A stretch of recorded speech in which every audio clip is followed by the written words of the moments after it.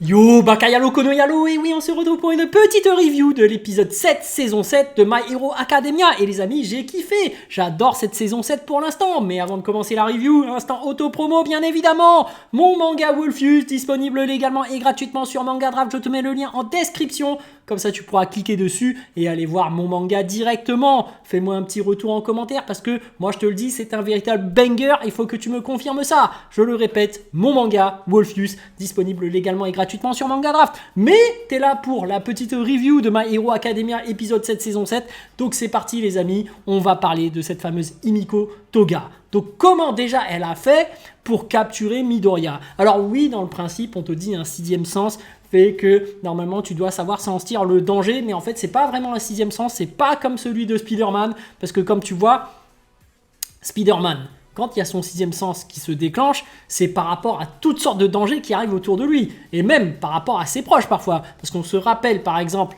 au tout début, quand il y a Mary Jane qui glisse et qui fait tomber son plateau là, bah Spider-Man il arrive, hop, Peter Parker rattrape sa bien-aimée, hein, voilà, et voilà, il passe pour un héros, alors que là, en fait, on t'apprend que par rapport au sixième sens de Midoriya, c'est par rapport aux intentions de l'adversaire.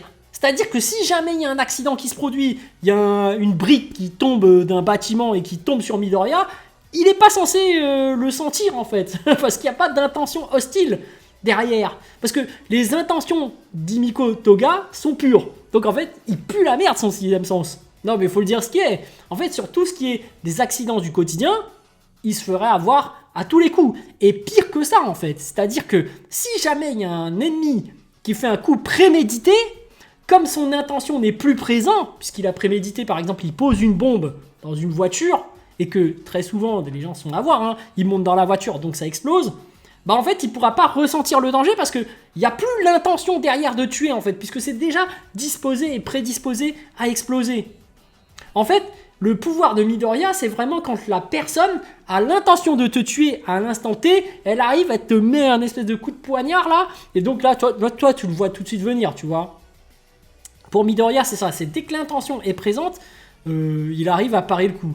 Et ça, je trouve ça assez décevant en fait, comme pouvoir. Parce que c'est pas vraiment un sixième sens pour moi, c'est détecter l'intention hostile à proximité. Sa définition de sixième sens n'est pas juste en fait. En plus, par rapport à Himiko Toga, on voit vraiment que c'est une tarée. Donc effectivement, ils ont trouvé cette excuse-là pour attirer Midoriya dans ce piège. Mais en soi, j'ai envie de dire, c'est bizarre. Parce qu'elle dit qu'elle est amoureuse de Midoriya, et d'un autre côté, elle force et veut absolument se procurer son sang pour se l'injecter, pour devenir comme lui. Tu vois vraiment que c'est une tarée. Et en général, par là, il faut dire ce qui est, c'est un V-word qu'elle va faire. Elle essaie de forcer une relation alors que l'autre n'est pas consentant, tu vois. Et c'est l'un des problèmes qu'il y a, c'est que normalement, il y a un danger qui se déclenche quand même. Parce que, par exemple, je prends par exemple quelqu'un qui essaie, un psychopathe qui essaye de V quelqu'un d'autre.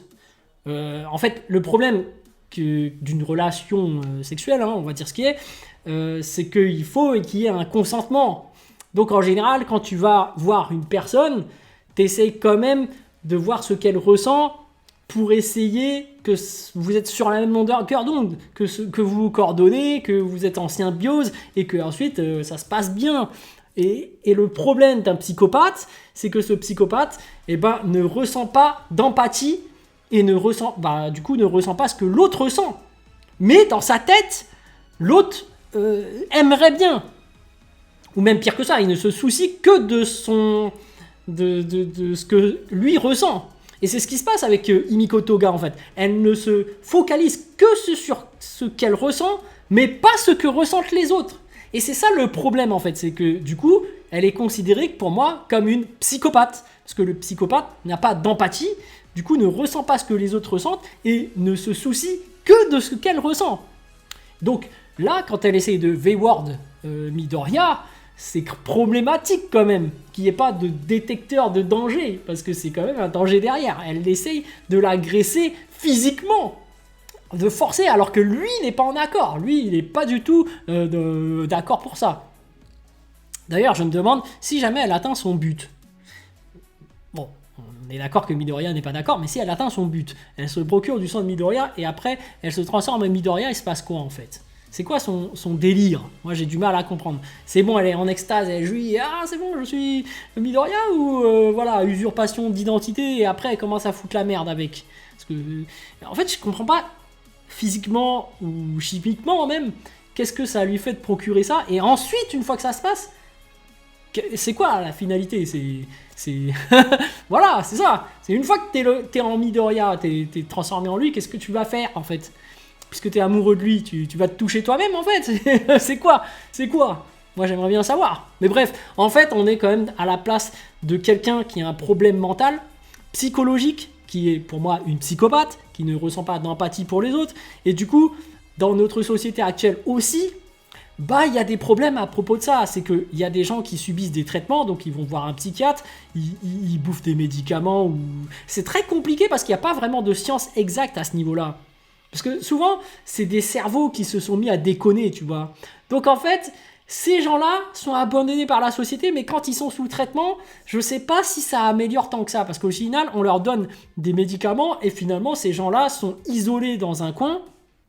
Et très souvent, c'est des médocs qui te mettent, qui te transforment en une sorte de zombie pour éviter que tu sois offensif et que tu sois dangereux pour tous les autres. Et même pour toi-même, en fait. C'est des trucs, des tranquillisants limite, tu vois.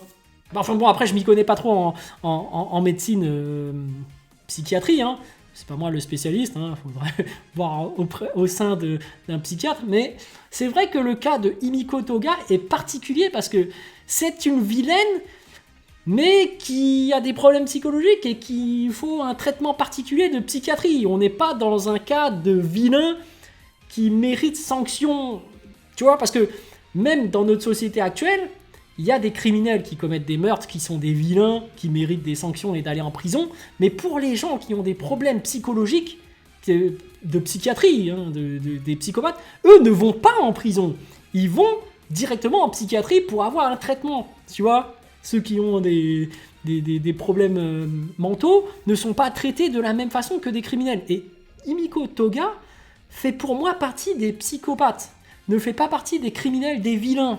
Alors que Dabi, pour moi, c'est un vilain, tu vois. Les autres, ce sont des vilains. Donc, ils ne méritent pas d'être traités de la même façon. Donc, là, elle se plaint que la société les laisse tomber. Et du coup, oui, d'un sens, on voit que c'est une société qui tourne autour des vilains et des héros, mais ils ne parlent pas des psychopathes. Donc, voilà. Là, on a une Himiko Toga qui est plus dans une sorte de... Moi, ça me rappelle un peu Joker. Je sais pas si vous avez vu le film de Joaquin Phoenix, là. Tu vois que c'est un peu la société qui l'a abandonné. Et finalement, il finit par péter un câble parce qu'il vit dans une société où t'es pas suivi et en plus t'es dans un monde où il y a la misère totale. Hein. On va dire que voilà, t'es dans un univers particulier et c'est ça qui te fait péter un boulon. Parce que y a des gens qui en profitent pour se foutre de ta gueule, pour t'humilier. Et finalement, t'es un cassos, mais à un moment donné, tu t'es tourné vers la société et tu te dis, s'il vous plaît, j'ai besoin de traitement, j'ai besoin d'un suivi psychiatrique, mais que les gens ne lui ont pas accédé. Ils ont dit non, on coupe le budget, en fait, ça vient d'en haut, ils veulent pas qu'on te suive. Bah, du coup, le mec devient un monstre et pète un câble, tu vois. Bah, là, c'est un peu pareil, en fait. C'est que la société, en fait, de My Hero Academia se focalise uniquement sur les héros et sur les criminels, mais finalement ne font pas grand-chose par rapport aux psychopathes, par rapport aux gens qui ont des problèmes mentaux. Et du coup, t'as une Himiko Toga qui déconne et qui se dit, bon bah, ils m'ont rejeté, je vais faire la vilaine et foutre le bordel comme ça. Donc, c'est intéressant, hein. Moi je trouve que psychologiquement, il y a un truc. Bon, après, il y a un combat qui s'engage et tu vois quand même que Midoriya a du mal et tu te dis, c'est bizarre quand même, parce qu'il a quand même le All for One, il a de nombreux pouvoirs. Bon, certes, ils sont dans un milieu assez particulier qui est la mer, donc on voit que Midoriya ne possède pas sa capacité de fouet noir pour pouvoir se balancer de bâtiment en bâtiment un peu à la Spider-Man. Du coup, on va dire qu'il est un peu handicapé par rapport à ça, mais normalement, il devrait fumer Himiko Toga, qui n'a pas encore utilisé tous ses pouvoirs, elle. Parce que elle, on se rappelle qu'elle a de la réserve de sang et qu'elle est capable de faire autre chose. Hein. Moi, je pense qu'elle peut prendre l'apparence de... Bah, ils l'ont dit en plus. Elle pourra se dédoubler comme l'autre, là, à l'infini. Donc, ça ferait énormément de Himiko Toga à combattre. Ça va être compliqué.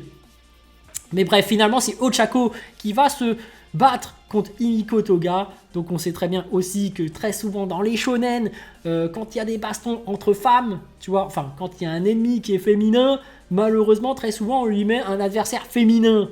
Donc finalement, tu as un début de bataille entre le masculin et le féminin, mais finalement on te laisse la place à un féminin vraiment pour le combat, tu vois. Par exemple, Sakura, au final, elle combat...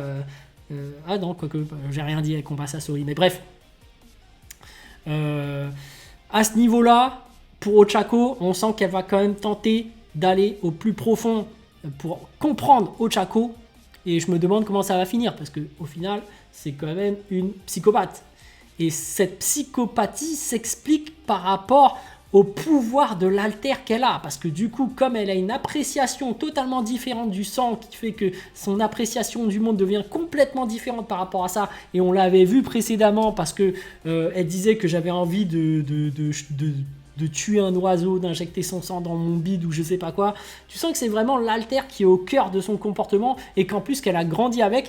Donc du coup, c'est très compliqué de la comprendre et je sais pas comment Ochako va faire, à moins qu'elle soit vraiment une grande psychologue et vraiment une grande psychiatre qui va essayer de comprendre le passé d'Himiko et essayer de l'aider et tout. Moi, je vois pas comment elle pourrait la ramener à la raison. Bref, pendant cet épisode, il y a d'autres choses qui sont sympathiques. Il y a notamment le fameux combat contre Shigaraki. Et là, Shigaraki qui nous sort cette espèce de main, cumul de mains énorme qui limite son corps devient un monstre parce que en fait il acquiert tellement d'alter que finalement son corps se coordonne par rapport à ses enfin bref, tout un charabia incroyable. En fait, Shigaraki n'est plus humain pour moi. Parce que pour pouvoir endosser le rôle du méchant, hein, eh ben, il est devenu un surhomme et son corps, eh ben, il est plus ou moins en train de le perdre. Et d'un autre côté, il y a un symbole, c'est-à-dire que comme c'est plusieurs mains cumulées et que de base, il avait une main sur le visage et que c'est par rapport à cette main qu'il est capable de désagréger, il y a un symbole derrière qui représente le mal. Le mal, c'est plutôt les mains, donc c'est la désagrégation et ça reste le pouvoir principal de Shigaraki. Mais on voit quand même que les héros sont vraiment à plusieurs contre lui, ils ont fait un très beau plan et qu'au final... bah, ça a l'air de marcher, donc on va voir s'ils vont arriver à neutraliser leur ennemi, mais face aux mains énormes, j'ai l'impression que oui, hein, on a besoin d'un Midoriya et que finalement les autres ne servent pas autant que ça au final. Midoriya d'ailleurs qui se dépêche à rejoindre l'équipe, on voit qu'il utilise ses techniques de vent pour se propulser, il utilise un peu tous les pouvoirs qu'il possède pour y aller et que d'un autre côté, il se sent coupable de ne pas être sur le front face à Shigaraki et du coup il essaye d'accélérer et d'aller au plus vite mais qu'il se fait remettre en ordre par quelqu'un qui est à l'intérieur de lui qui possède le All for One et ça c'est intéressant parce que c'est un peu comme Kyuubi en fait, c'est un peu comme dans Naruto où tu as quelqu'un qui est plus expérimenté que lui et qui lui donne des conseils et qui lui dit non, n'utilise pas mon pouvoir. Bah, du coup tu peux même pas l'utiliser puisque par rapport aux circonstances tu peux pas utiliser le fouet noir. Donc tu peux pas aller aussi vite comme Spider-Man qui s'accroche de bâtiment en bâtiment grâce à son fouet pour aller plus vite. Et d'un autre côté, il lui dit « Attends, calme-toi Midoriya, je sais que là tu as envie d'utiliser le All for One à 100% pour aller beaucoup plus vite, mais c'est pas le moment d'utiliser tous tes pouvoirs et arriver en face de Shigaraki en étant fatigué, en étant en pleine possession de tous tes pouvoirs. Donc surtout, reste calme, vas-y quand même tranquille, pour arriver face à lui et combattre de toutes tes forces. Donc voilà, il y a un raisonnement derrière quand même qui est intéressant, qui est juste. Et c'est vrai que quand tu culpabilises par rapport à une situation qui est critique, bah t'agis parfois par impulsion et du coup tu fais un peu n'importe quoi. Et c'est ce qui est en train de faire, ce qui est en train de se passer par rapport à Midoriya. Et heureusement qu'il a des gens en intérieur avec lui par rapport au All for One. Donc en fait, ce qui est très intéressant, c'est que en fait Midoriya ne combat pas tout seul. Il combat avec d'autres personnes qui peuvent communiquer avec lui. Et ça va être un atout majeur. Parce que au-delà des pouvoirs un peu pourris, un 606e sens, c'est juste détecter l'intention, c'est pas énorme. Mais si jamais il y a quelqu'un qui lui dit mais en fait, par rapport à cette circonstance-là, si l'autre a une stratégie comme telle, tu devrais plutôt faire ça parce que on a déjà vécu ça, en fait, tu vois, ça compense. Donc voilà. Bon, après, évidemment, on finit par un cliffhanger qui va être très intéressant. On a les deux frères, Shoto et celui qui fait des flammes bleues, j'ai oublié son nom, qui vont s'affronter. Moi, j'attends de voir ce qui va se passer par rapport à ce combat parce que ça promet du lourd. Parce qu'on voit qu'il y a un passif, on voit que il y a quand même Shoto qui essaye de raisonner son frère et de le ramener à la raison, parce que tu le voyais déjà dans l'épisode d'avant, il était en train de se dire mais qu'est-ce que tu aimerais mon frère comme plat, qu'est-ce que tu aimerais manger, tu vois. Lui il essaye quand même de réconcilier des liens par rapport à sa famille, parce que justement au-dessus tu as le père qui a fait ce premier pas de vouloir réconcilier et de recréer des liens avec la famille, et tu vois que finalement quand tu agis, parce que faut dire les termes, c'était un enfoiré quand même, Endeavor à la base, mais tu as le droit à une rédemption, et quand tu fais l'effort et que tu t'investis pour essayer de reconstruire, tu vois qu'au final, tous les autres, dans une famille, parce que tu as quand même cette valeur familiale qui est naturelle pour moi, dès qu'il y en a un qui fait des efforts, les autres, finalement, souvent suivent le mouvement, parce qu'une famille est faite pour être liée et pour pouvoir être solidaire entre eux et de pouvoir avoir des vrais liens. Voilà, fraternels, familiaux. Donc moi j'espère pour cette famille que tout va se régler, mais forcément on voit déjà que Dabi, voilà, je me rappelle de son nom, a fait tellement d'atrocités avec ses flammes bleues qu'il mérite quand même une sanction, et je doute qu'il survive à la fin. Je ne le vois pas arriver dans la famille et vivre une vie normale, bien heureuse avec tous les autres. Non. Je pense que le mal a été fait et que l'auteur va le faire mourir, peut-être à un moment donné. Parce qu'on voit que quand même, il y a des membres de l'équipe de Shigaraki qui meurent, notamment celui qui se clone. Et du coup, on verra comment ça va se passer par la suite. Bref, j'ai kiffé, tout simplement. Donc, saison 7 très intéressante, épisode 7 tout à fait intéressante aussi. Mais j'attends la suite, j'attends du lourd, et voilà. Simplement. Allez les amis, sur ce, je vous dis donc à plus dans le bus, ou plutôt à plus tard dans le car, ou plutôt à bientôt dans le bateau.